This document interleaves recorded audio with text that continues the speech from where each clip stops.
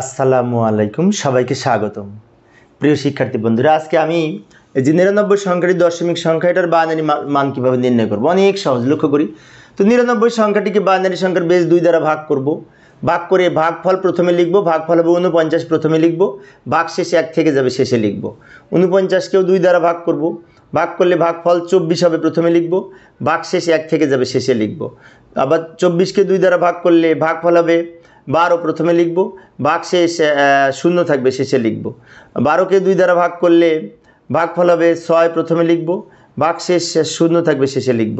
6কে 2 দ্বারা ভাগ করলে ভাগফল হবে 3 প্রথমে লিখব, আর ভাগ শেষ 0 থাকবে শেষে লিখব। 3কে যদি 2 দ্বারা ভাগ করি ভাগফল 1, ভাগ শেষে 1। 3কে 2 দ্বারা ভাগ করলে ভাগফল 1 এবং ভাগ শেষে 1 থেকে যায়। এবার এই 1কে 2 দ্বারা ভাগ করা যায় না, 1 ছোট সংখ্যা, সেই জন্য তখন ভাগফল হিসেবে যদি 0 লিখি, এই 1 ভাগ শেষ হিসেবে শেষে লিখব। এবার এগুলি নিচ থেকে উপরের দিকে যদি সাজিয়ে লিখি, এই সংখ্যাটি হবে উত্তর। এই 1 আগে লিখব, তারপর লিখতে লিখতে যে এই 1 সবার শেষে লিখব। নিচ থেকে উপরের দিকে সাজিয়ে লিখলে যে সংখ্যাটি পাবো সেটি বাইনারি সংখ্যা, যার ভিত্তি 2, তাই বেস হিসেবে 2 লিখব।